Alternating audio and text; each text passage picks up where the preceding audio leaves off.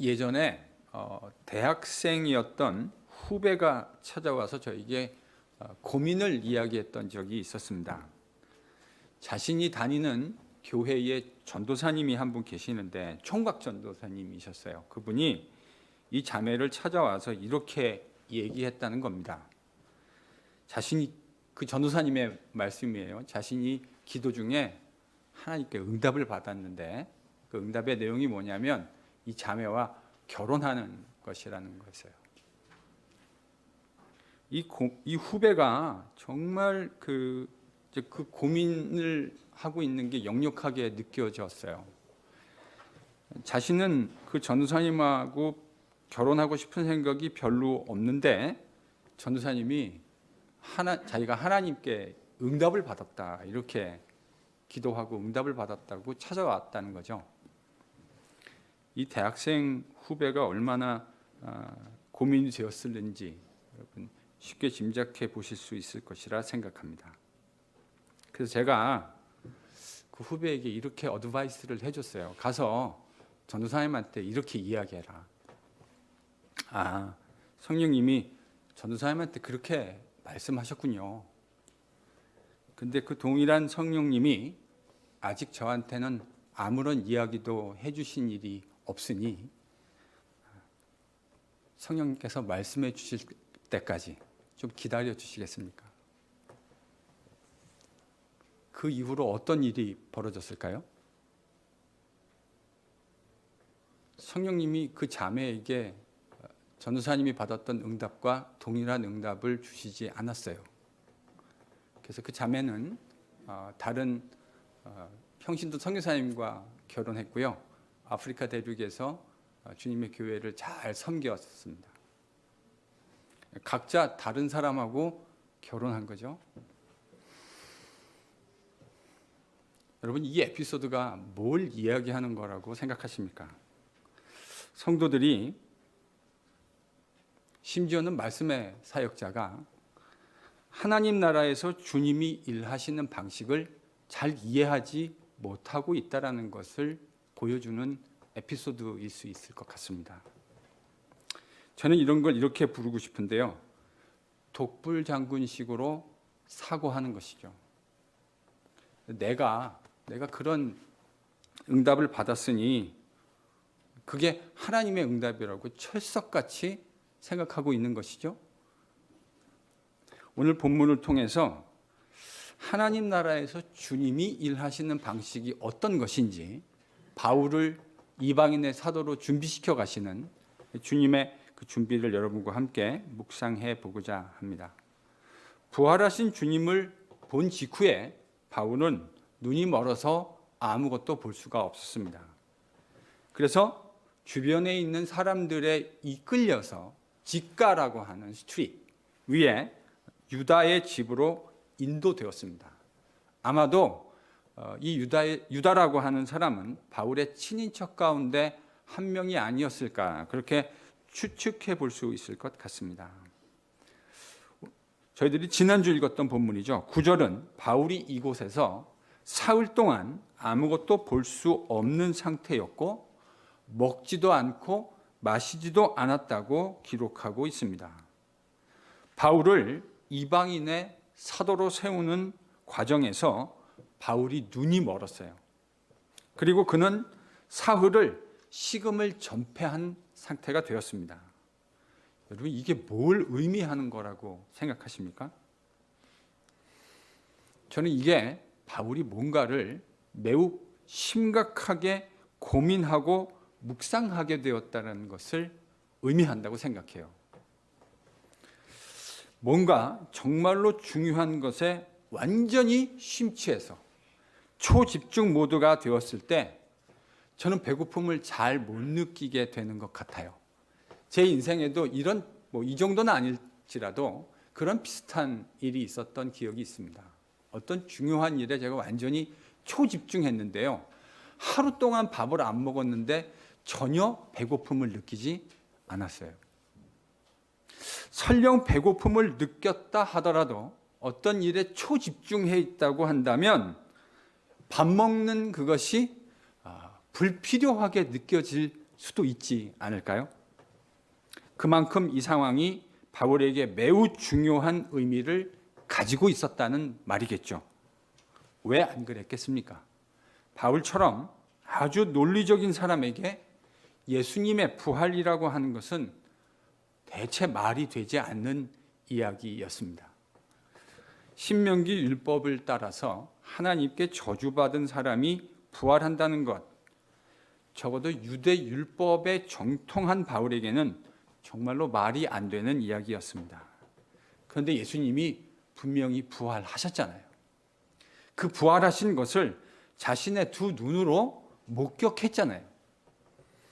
바울은 이 사흘 동안, 눈이 감겨져 있는 이 사흘 동안 예수님이 부활하셨다라고 하는 바로 이 관점에서 자신이 이전에 가지고 있었던 그 신학, 유대 신학들의 내용들을 다시금 묵상하는 시간들을 가졌을 겁니다.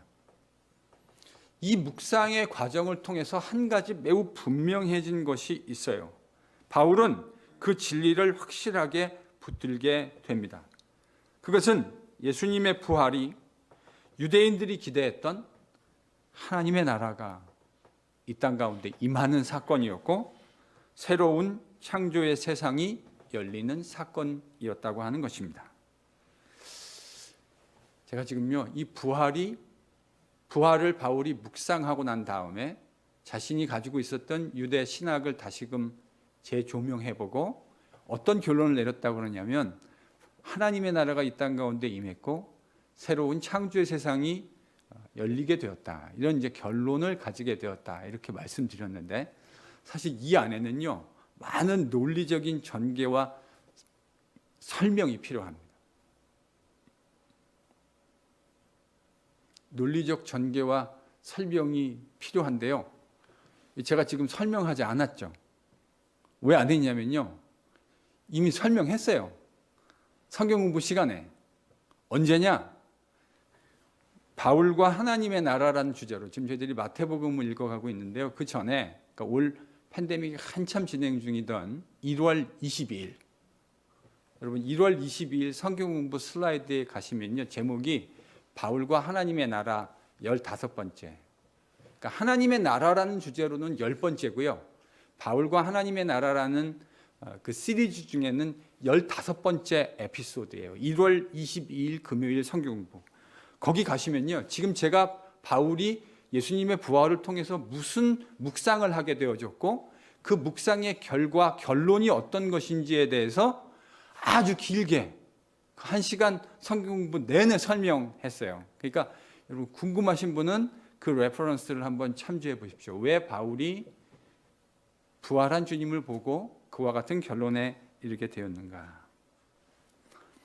바울이 눈이 멀은 채로 3일 동안 부활과 하나님 나라에 대해서 묵상하고 또한 기도하고 있는 동안 주님은 바울을 이방인 선교사로 세우기 위한 또 다른 준비를 하고 계셨습니다. 그 준비의 내용이 11절로부터 13절에 자세하게 기록되어져 나옵니다. 주님이 어떤 준비를 하셨는가?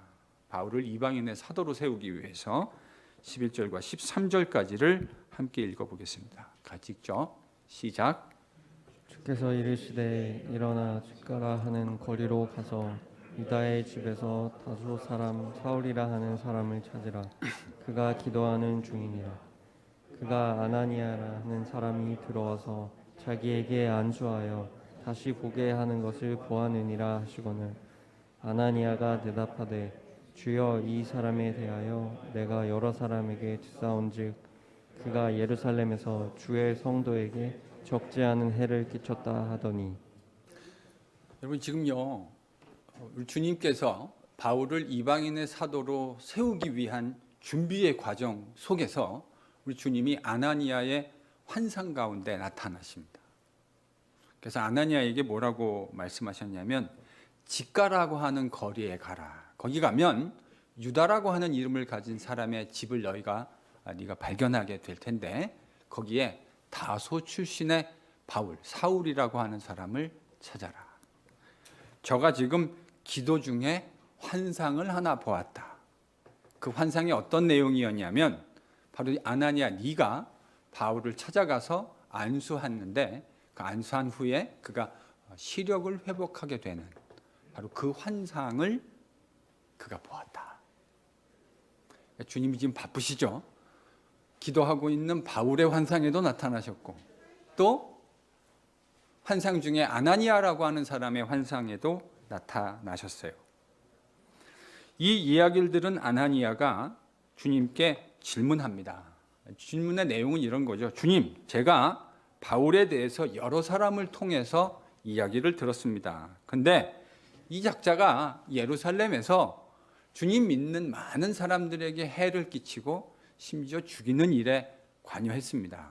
그리고 지금 이 다메섹에 오게 된 이유도 우리 같은 예수 믿는 사람 잡아가기 위해서입니다. 이렇게 주님께 이제 이야기를 한 것이죠. 지금 아나니아가 주님께 드렸던 이 이야기는 너무 당연한 이야기일 거라고 생각해요. 아직 바울을 향한 주님의 계획을 제대로 알 리 없는 아나니아의 입장에서 너무 당연한 이야기를 주님께 드린 겁니다. 아나니아의 이야기를 들으신 주님은 바울을 향한 주님의 계획을 비로소 그에게 알려주십니다. 바울이 이방인들, 또 임금들, 이스라엘 족속들에게 주님을 증거하기 위해서 주님이 친히 준비하신 그릇이다라고 하는 사실을 그에게 가르쳐 주신 것이죠. 우리는요, 이 대목에서 좀 멈추어 서서 이런 질문을 던져봐야 할 필요가 있을 것 같습니다. 왜 주님은 굳이 아나니아라는 사람을 눈먼 바울에게 보내주셔서 그의 눈을 뜨게 해주셨어야 했을까? 생각해 보면 지금 바울이 식음을 전폐하고 묵상하며 기도하고 있잖아요.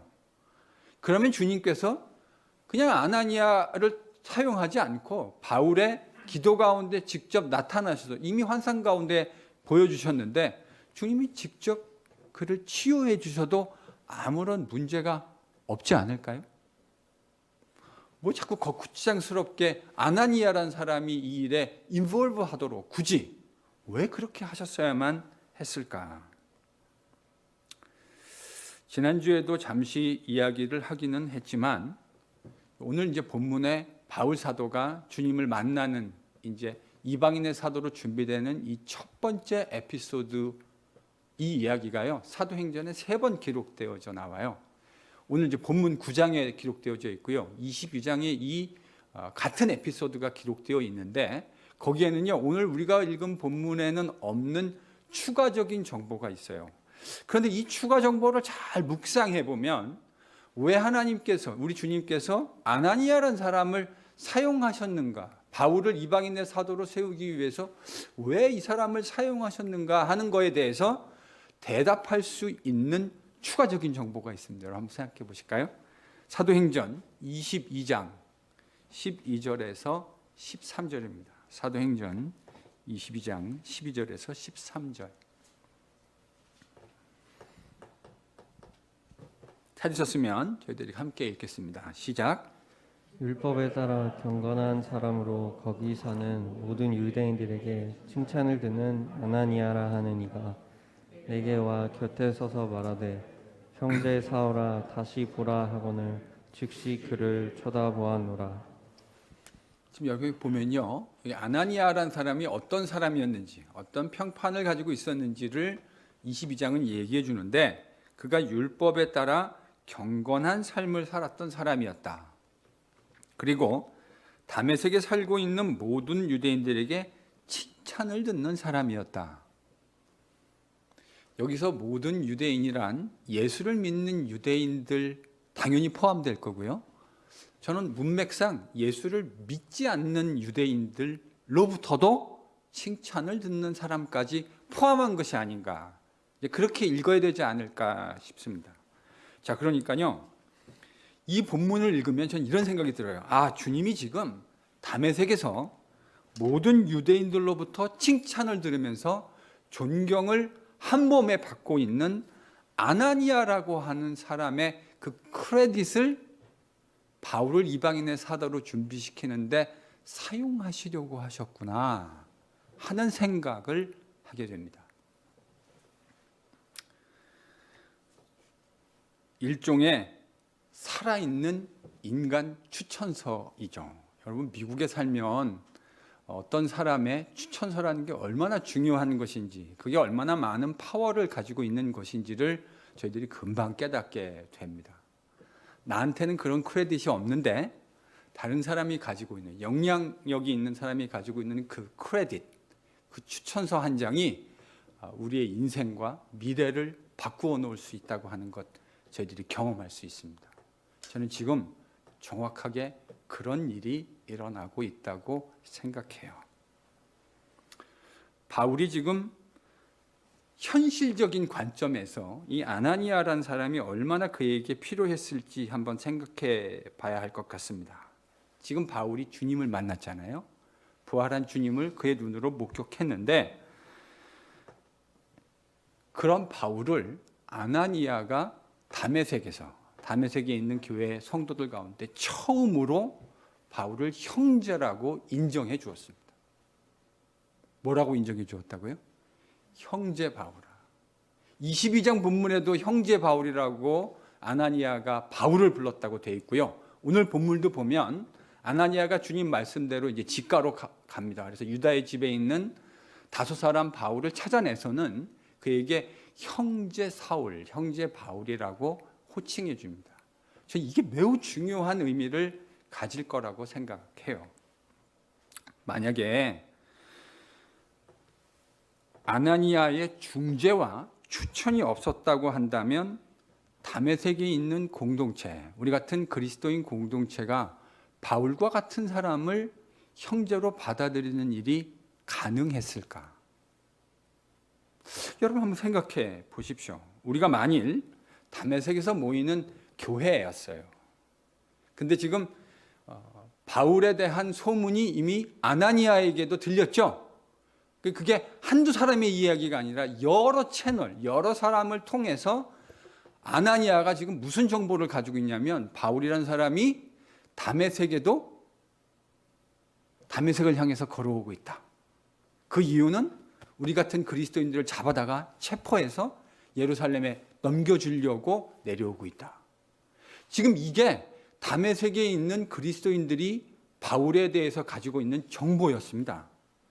그런데 바울이 주님을 만났어요. 그 과정에서. 그래서 우리에게 와서 이렇게 얘기하는 겁니다. 형제 여러분, 제가 예수님 만났습니다. 제가 시작은 분명히 여러분을 핍박하기 위해서 내려온 것이 맞지만 주님을 만났고 저도 여러분과 똑같이 예수님의 제자가 되었습니다. 라고 우리 가운데 이야기한다면 과연 그 이야기를 액면 그대로 고지곳대로 들을 수 있는 사람이 우리 가운데 몇이나 될까요?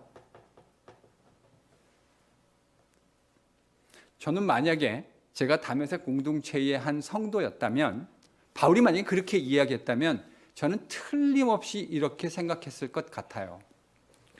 야, 이제 이 인간이 별의별 꼼수를 다 사용하는구나. 여러분 정황을 보십시오. 지가 예수 믿는다고 해놓고 우리들 다 무장 해제시켜 놓은 다음에 우리 교회에 들어와서 야, 예수 믿는 사람이 누군지 한 분 한 분 다 확인을 한 거죠. 그리고 나서요, 대제사장이 허락해 준 공권력을 가지고 우리들을 다 체포해서 일시에, 일망타진이죠. 이 다메섹에 있는 예수 믿는 예수 공동체원들을 일망타진하겠다고, 이 별의별 꼼수를 다 쓰는구나. 저는 아마도 그렇게 생각했을 확률이 매우 높을 것 같아요. 여러분은 어떠세요? 이렇게 생각하지 않았을까요? 우리가 만약에 교회에 있었다면. 실제로요, 이 추론이 황당무계한 추론이 아니라고 하는 건 사도행전을 묵상하면 더욱 분명하게 깨닫게 됩니다. 나중에 바울이 예루살렘 교회에 내려갑니다. 근데 그때 예루살렘에 있는 사도들을 비롯한 형제들이 바울을 형제로 받아들여 주나요? 아니요. 의심합니다. 그가 스데반도 죽이는 데 있었잖아요. 그 동참하고 그거 어프로브한 사람이었잖아요. 그러니까 예루살렘에 있는 성도들이 바울이 회심했다고 하는 사실, 주님을 만났다는 사실을 고지고대로 듣지 않습니다. 지금 상황이 그렇지 않을까요? 이 이야기를 들었던 형제들이 바울을 액면가 그대로 믿어줄 수 없었을 것 같아요. 왜냐하면 바울에게는 그런 크레딧이 없어요. 바울은 그런 크레딧을 다메섹 성도들 가운데 쌓은 일이 없어요. 그런데 아나니아는 달라요. 아나니아는 다메섹 형제들 가운데 살면서 그의 삶으로, 그의 인생으로 살아낸, 쌓아놓은 크레딧이 있어요. 다메섹 성도들이 바울 말은 믿지 않겠지만 아나니아가 한 말은 고지고대로 믿게 되었을 거예요. 그래서 하나님이요, 크레딧 없는 바울을 다메섹 공동체에 인트로듀스 하기 위해서 누구를 사용하시려고 계획하셨다고 저희들이 추론해야 할까요? 아나니아요. 다메섹 공동체에 엄청난 크레딧을 쌓아 놓았던 아나니아라고 하는 믿음의 선배를, 형제를 사용하시려고 계획하신 거예요. 그렇게 해야 바울을 이방인의 사도로 세우려고 하는 주님의 뜻이 실현되어질 수 있기 때문입니다. 여러분, 만약에 아나니아라는 사람의 추천서가, 살아있는 추천서가 없었다고 한다면 바울은 다메섹 교회에 소개조차 되지 못했을 거예요. 그에게는 그런 실력도 없고 그렇게 쌓아놓던 크레딧도 없었기 때문이죠. 그래서 주님은 아나니아라고 하는 신실한 형제를, 존경받는 그 인물이 가지고 있었던 크레딧을 바울을 이방인의 사도로 세우기 위해서 사용하시려고 했던 겁니다. 저는요, 바울이 바로 이런 하나님께서, 우리 주님께서 자신을 이방인의 사도로 세우시는 이 과정을 그의 인생에서 수도 없이 많은 경우에 묵상하게 되었을 것이라고 생각합니다. 저도 그렇거든요. 제가 목사가 되었던 그 과정들을 제가 이따금씩 눈을 감고 묵상하고 반추해 볼 때가 있어요. 저는 바울도 그랬을 거라고 생각해요. 그는 이 과정들을 묵상하며 매우 중요한 귀한 레슨을 배우게 되었을 것이라 생각합니다. 그것은 하나님 나라 사역의 독불 장군이라고 하는 것은 존재하지 않는다고 하는 것입니다. 뭐가 존재하지 않는다고요? 독불 장군은 하나님 나라 사역에 존재할 수 없어요. 하나님 나라 사역은 각자가 가지고 있는 다양한 은사를 가지고 있는 형제와 자매들이 겸손히 함께 모여서 하나님의 나라를 성령 가운데 성령의 인도하심을 받으며 이루어가는 거예요. 이게 바로 하나님의 나라의 원리예요. 그런데요, 바울같이 유능한 엘리트들, 이런 일을 이루어내는 게 쉬운 일이 아닐 거라 생각해요. 저도요, 제 주변에 아주 유능한 사람들을 본 일이 있습니다. 제가 성장해 오는 과정에서 참 유능하다, 엘리트라고 생각할 수 있는 그런 사람들을 제 지근거리에서 본 일이 있어요. 근데 제가 뭘 하나 깨달았냐면, 자기가 유능하면 유능할수록, 그리고 자기가 유능함에도 불구하고 여전히 여러 많은 허점들을 가지고 있다고 하는 사실을 잘 모르면 모를수록 독불 장군이 될 확률이 매우 높더라고요. 그런 사람들은 함께 무엇을 이루어가는데 매우 서툴다고 하는 사실을 제가 관찰하게 되었습니다. 그도 그럴듯이 자신은 유능한데 유능하지 못한 사람들이 하는 일을 보면 성에 차기 어렵겠지요? 에휴, 저걸 맡겨놓으니 차라리 내가 하는 게 낫지라는 생각을 여러분 우리가 얼마든지 쉽게 할 수 있지 않겠습니까? 그러니 유능한데 성숙하지 못하면 다른 사람과 함께 무엇을 이루어내는 것이 이게 여간 어려운 일이 아니에요. 근데 바울이요, 그런 유능한 엘리트였다고요. 바울은 아주 유능한 사람이었어요. 그 당시 최고 엘리트 중에 한 명이었잖아요. 바울이 자기 스스로를 얘기할 때도요, 자기도 알고 있어요. 자기가 얼마나 엘리트였는지. 물론 그는 그것을 그리스도 안에 있는 관점에서 배설물, 똥이라고 여길 수 있는 성숙함을 후에 가지게 되기는 했지만 그도 자기가 알아요. 자기가 얼마나 유능한 사람인지. 그런데 여러분, 이런 사람들은 누구와 뭐를 함께 이루어내는 일이 참 쉽지 않을 거예요. 저는 이렇게 유능하지 않아서 잘 모르겠는데요, 진짜 유능한데 성숙하지 않으면 이게 보통 어려운 일이 아닐 겁니다. 그런데 하나님은 바울의 장점도, 우리 주님은 장점도 잘 알고 계셨지만 그의 단점도 잘 알고 계셨어요. 저는 그래서 주님이 일부러 이렇게 하셨을 것이라고 생각해요. 뭐냐? 하나님 나라 사역이 원맨쇼가 아니라는 사실을 깨닫게 해주신 것이죠. 하나님 나라의 사역은 그 속성상 우리가 함께 이루어 가야 하는 사역이에요. 형제와 자매들이 연합하고 서로의 부족한 부분들을 함께 보완해 가고 겸손하게 성령의 인도함을 받으며 함께 이루어가는 팀 사역이에요. 여러분, 이게 하나님 나라 사역의 원리예요. 그런데 지난주 저희들이 짧게 그 바울과 바나바 사건을 통해서 짧게 한 대목 묵상해 봤지만 행간을 보면요, 바울은 아주 엘리트였기는 했는데 기질상 이런 하나님 나라의 원리를 이루어 가는데 젬병이었던 것 같아요.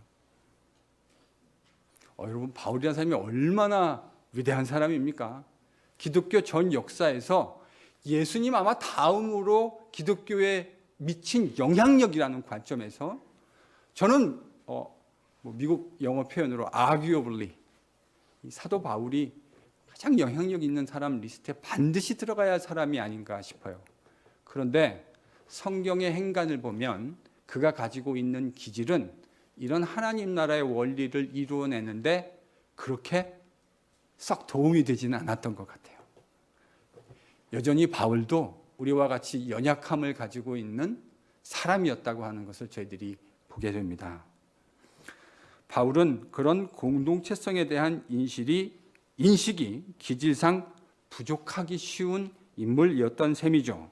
그래서 주님은 바울이 이방인의 사도로 세워지는 과정에서 아나니아라고 하는 신앙의 선배가 가지고 있는 그 크레딧이 그를 주님의 복음을 위한 이방인의 사도로 세우는 일에 얼마나 결정적으로 중요했는지를 보고 절실하게 느끼게 만들어 주신 것이 아니었을까, 이렇게 본문을 묵상할 때마다 생각하곤 합니다. 바울은 그 크레딧이 없었더라고 한다면 이방인의 사도라고 하는 것을 시작도 해보지 못했을 가능성이 높아요. 그런데 하나님은 얼마나 아나니아가 유능한지는 모르겠지만 다메섹에 살고 있는 그리스도인들 뿐만 아니라 심지어는 주님을 믿지 않는 유대인들로부터도 칭찬을 들으며 존경을 한 몸에 받고 있었던 신앙의 선배 아나니아를 통해서 바울을 추천하고 그 아나니아가 바울을 형제 바울이라고 이야기해주고 그가 기도했을 때 성령께서 그의 눈에 비늘을 벗겨주심으로 시력을 회복해 주셨다는 이 사실이 바울을 그리스도 안에 형제로 받아들이게 하는 데서 결정적으로 중요한 역할을 할 수 있도록 그렇게 인도해 주셨던 겁니다. 제가 이 말씀을 준비하는데요, 일주일 내내 이렇게 말씀을 이제 묵상해 가고 있었는데 제 친구 중에, 오래전 이야기입니다, 제 친구 중에 한 친구가 목사 안수 받았을 때 있었던 에피소드 하나가 이렇게 떠오르게 됐어요. 이 친구가 전도사 시절 이제 목사 안수 받기 위해서 총회에 갔습니다. 이제 그 교단은 총회에 가서 이걸 하는데 거기서 이제 목사고시라는 것을 치루었어요. 근데 이 고시 치르다 그만 몇 과목에서 페일을 한 모양입니다. 나중에 이제 고시부에 있는 목사님들이 모여서 면접을 치르는데 이 친구가 이 사실을 알게 되고 난 후에 그 고시부에 있는 선배 목사님들한테 이렇게 볼멘 소리를 했다는 거예요. 그 내용이 이겁니다. 아니 내가 예수 복음 전하기 위해서 목사가 되겠다는데, 아니 내가 딴 것도 아니고 예수님의 그 복음을 증거하기 위해서 목사가 되겠다는데 선배 목사들이 돼서 그것을 도와주지는 못할 망정 나 몇 과목 페일 시켜서 내가 목사 되지 못하게 하느냐? 내가 왜 복음을 전하기 위해서 목사가 되는 것을 방해하느냐라고 선배 목사들에게 따져 물었다는 거예요. 그 자리에 또 다른 후배가 한 명 있었거든요. 같이 이제 목사 안수 프로세스를 했기 때문에 그걸 바로 옆에서 듣고 저한테 와가지고 형님 그러면서 이 기가 막힌 이야기를 저한테 들려주더라고요. 저는요 간이 작아가지고 그 선배 목사님들한테 그런 이야기를 차마 그런 생각이 들었다 하더라도 그런 얘기 못할 것 같아요. 근데 대단하죠. 보통 사람은 아니에요. 그러니까 그 기라성 같은 선배 목사들이 거기 다 앉아 있는데 이런 식으로 얘기했다는 게 보통 사람은 아닙니다. 근데 여러분은 어떻게 생각하세요? 이 친구가 한 이야기가 설득력 있게 들리십니까? 아니, 내가 딴 것도 아니고 복음 전하기 위해서 목사 되겠다는데 왜 당신들 나 페일 시켜가지고 목사 못 되게 하느냐? 여러분 이 이야기를 들으니까 어떤 생각이 드세요? 설득력이 있나요?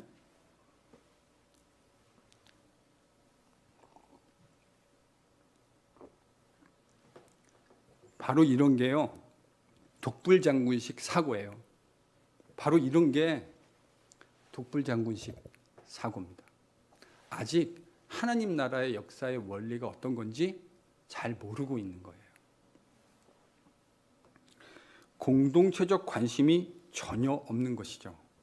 하나님 나라 거룩한 사역이 나 혼자만의 열정으로 만들어지는 것이 아니라고 하는 사실을 아직 잘 모르고 있는 미숙한 이해입니다. 하나님 나라의 거룩한 사역은 나의 열정도 필요하겠죠. 없는 것보다 열정이 있는 게 100번 낫죠. 그러나 내 열정 하나만으로 하나님 나라 역사가 이루어지는 것은 절대로 아니라는 사실을 깨달아야 합니다. 그게 성숙함일 거예요. 여러분 이런 류의 생각은 신학교에서 면접을 할 때 이제 목사가 되기 위해서 신학대학원에 이제 문을 낙 하고 들어온 전도사님들, 또 노회에서 목사고시를 치르는 전도사님들의 모습 속에서도 종종 발견되어집니다.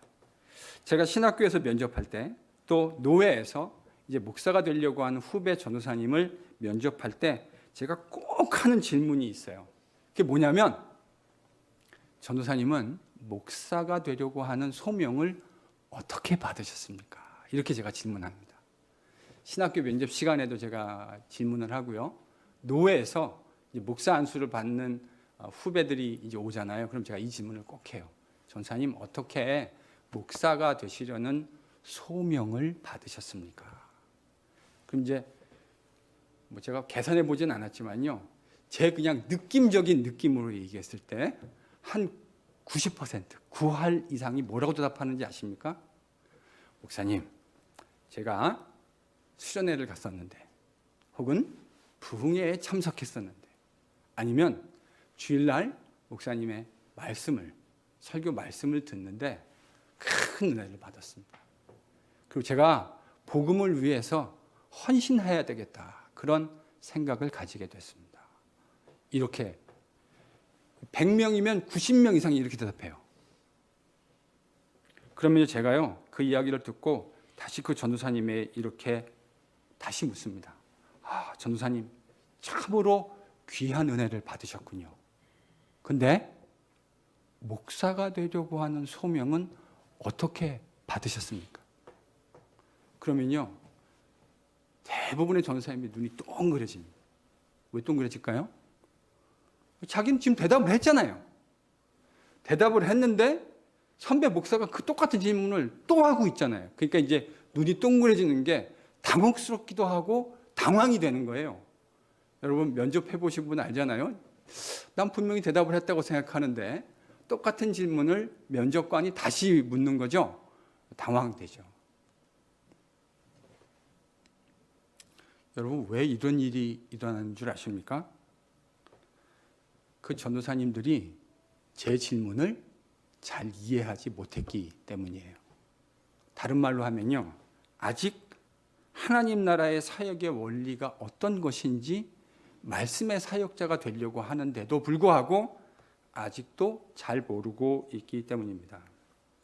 저는 후배 전도사님들이 안에서 일어난 주님의 복음에 대한 열정과 그 열심을 무시하는 게 아니에요.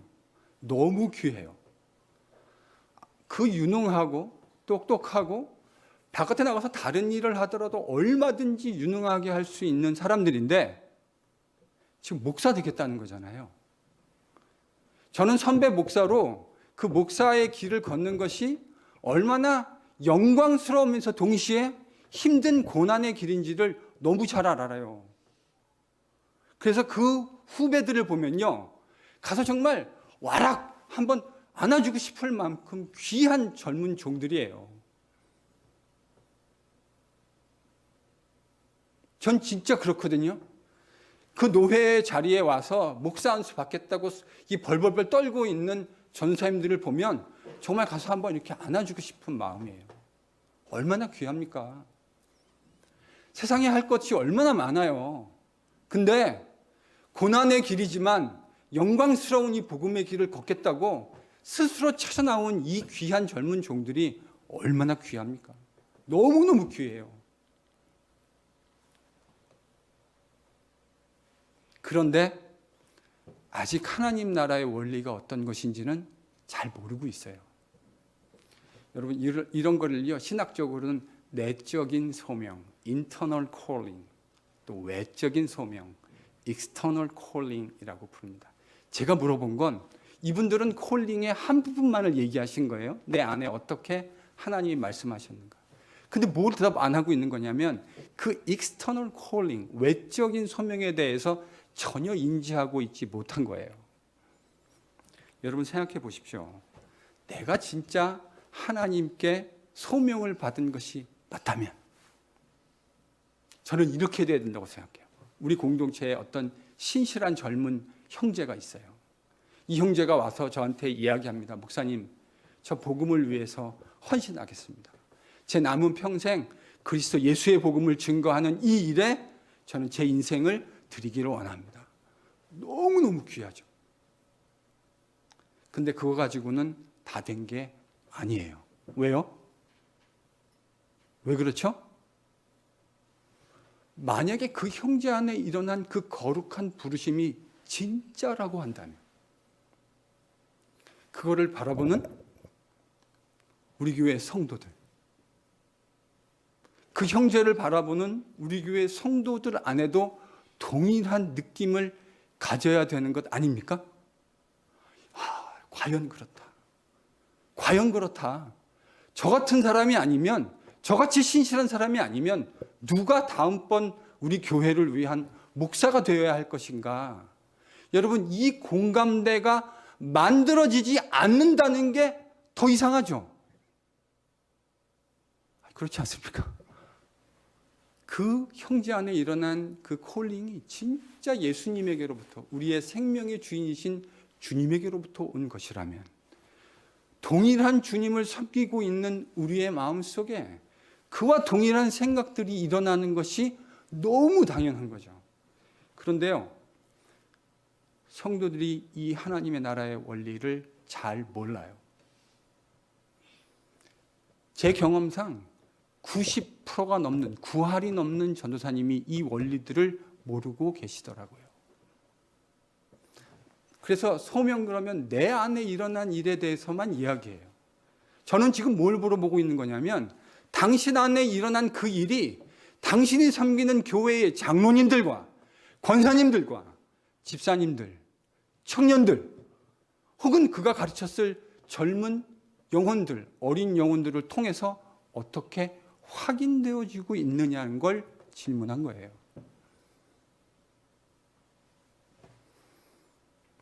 저는 내가 받은 그 거룩한 소명이 진짜라고 하는 사실이 내가 함께 주님을 섬기는 지체들을 통해서 확인되어지지 않는 것이 이상하다고 생각하는 목사입니다. 이 소명은 주님의 공동체의 신실한 믿음의 선배들, 그들을 통해서 확인되는 것이 마땅해요. 너무 당연한 이야기고 너무나 당연한 원리예요. 나에게 역사하시는 주님은 신실한 믿음의 형제들의 삶 속에서도 동일하게 역사하고 있다는 것을 인정하는 것이죠. 바울은 지금 그거를 배워가고 있는 중이에요. 저는 바울이 그것을 배우게 하기 위해서 주님이 일부러 아나니아라고 하는 신실한 믿음의 선배, 그 선배의 크레딧을 얻을 수 있도록 의도하시고 사용하셨다고 생각합니다. 여러분, 하나님 나라의 사역이라고 하는 것은 함께 이루어 가야 합니다. 이 원리를 단 한순간도 놓치지 않는 것이 참 중요해요. 함께 이루어 간다고 하는 사실을 꼭 숙지하세요. 여러분의 마음에, 제 마음의 신비 안에 새겨져 있어야 합니다. 나에게 역사하시는 주님께서 내 옆에 있는 형제와 자매들의 삶 속에 역사하신다는 사실을 인정하셔야 합니다. 이런 관점에서요, 당연히 성도들, 하나님의 귀한 백성, 성도 한 사람 한 사람의 의견이 소중합니다. 그런데 특별히 주님을 먼저 믿었던 신실한 믿음의 선배들의 의견은 저는 더더욱 중요하다고 생각해요. 모든 사람의 의견이 다 중요하지만 지금 아나니아도 딱 그런 케이스 아닙니까? 이 사람의 이 크레딧이 없었으면 바울은 다메섹에서 이방 선교사로 시작도 못했을 거라고요. 그러니 이 신실한 믿음의 선배 아나니아의 크레딧이 얼마나 결정적으로 중요한 역할을 했습니까? 꽃은 바울의 사역을 통해서 아름다운 꽃과 열매가 피었지만 그 꽃이 피기 위해서 아나니아라고 하는 이 믿음의 선배가 보여준 신실한 삶이 얼마나 든든한 밑거름과 밑바탕이 되어주었습니까?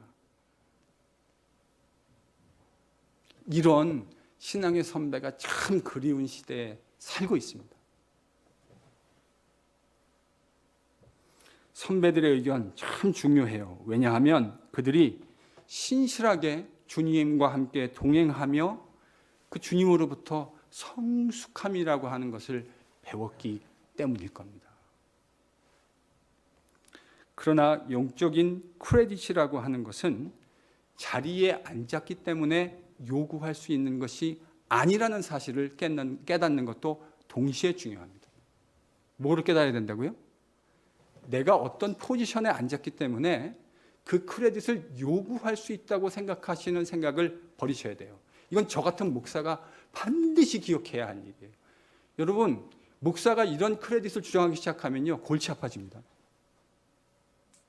저는 제가 여러분에게 그런 크레딧을 요구할 수 있는 위치에 있지 않다고 생각해요. 왜냐? 우리 주님도 단 한 번도 우리에게 사랑과 존중이라고 하는 크레딧을 요구하신 일이 없어요. 우리 주님은 그 크레딧을 우리로부터 자발적으로 얻어내셨어요. 그래서 우리가 주님이 한 번도 그분의 사랑과 열정을 요구하신 일이 없지만 그분이 우리에게 보여주신 바로 그 일 때문에 자발적으로 우리의 사랑과 존경과 존중을 주님께 드렸던 것 아닙니까? 여러분, 이 원리가 우리의 삶 속에 분명해져야 될 거라고 생각해요. 이런 맥락에서요, 저 같은 교회 지도자들은 크레딧을 얻어야 합니다. You cannot merely insist that credit. You have to earn it. 여러분, 그 크레딧을 주장할 수 없어요. 그 크레딧을 요구할 수 없어요. 그 크레딧은 얻어야 되는 거예요. 뭘 통해서요? 나의 신실한 말과 행동을 통해서 그것을 삶으로 살아내는 과정들을 통과하며 획득해야 하는 거예요. 누가 그랬죠? 오늘 본문에 아나니아가요. 아나니아는 그 크레딧을 형제들에게 요구한 일이 없어요. 그는 그 크레딧을 형제들로부터 자발적으로 얻었어요. 그 크레딧 때문에 이방인의 사도인 바울을 기가 막히게 세워내는 일에 있어서 주님의 손에서 아름답게 쓰임받을 수 있었어요. 바로 이것이 주님이 일하시는 방식이에요. 우리가요, 이 방식을 우리의 마음의 신비 안에 새기는 것이 참으로 중요할 겁니다. 저도 명심할 겁니다. 제가 여러분에게 이 크레딧을 요구할 수 없다고 하는 것을 항시 기억할 겁니다. 제가 하는 말과 행동의 신실함을 통해서 이 크레딧을 여러분들로부터 얻으려고 하고 있어요. 왜냐하면 우리 주님이 늘 그러셨듯이 제 마음의 궁극적인 모델 우리 주님이시거든요. 특별히 우리 공동체의 리더 또 리더들, 앞으로 리더가 되어야 할 분들의 마음속에 이 원리가 선명하게 세워질 수 있기를 축원합니다. 대답하시죠. 축원합니다. 이 원리가요, 우리들 마음속에 새겨져 있어야 돼요. 2022년 우리 교회에 있어서 매우 중요한 한 해가 될 것이라고 제가 기도와 묵상 중에 생각하고 있습니다. 공동체의 건강한 소그룹 세워가는 것 아주 필수적으로 중요하죠. 그런데 이 일이요, 열정만으로 되는 건 아닙니다. 하나님 나라의 모든 거룩한 사역들이 그렇듯이 이 사역도 매우 면밀한 준비가 필요합니다. 상반기 적절한 시점에 이제 소그룹 리더들을 세우고 또한 훈련하게 될 겁니다. 이 거룩한 주님의 교회의 사역에 성령의 도우심을 간구합니다. 무엇보다 우리의 마음이 온전히 하나가 될 수 있기를 기도합니다. 하나님은 땅끝까지 이르는 이방 선교를 위해서 바울을 여러 가지 모습으로 준비시키셨습니다. 그 준비의 거룩한 준비의 과정에 바울의 삶 속에 아나니아라고 하는 잊을 수 없는 신앙의 선배가 가지고 있었던 크레딧과 그 신실함을 사용하셔서 그를 이방인의 사도로 세웠습니다. 하나님 나라 사역은 함께 하는 겁니다. 그 사역에 독불 장군은 존재할 수도 없고 존재해서도 안 됩니다. 하나님 나라 사역은 함께 이루어가는 사역입니다. NGPC의 새로운 2022년부터 전개될 사역 위에 성령님께서 힘있게 함께해 주실 수 있기를 간절히 축원합니다.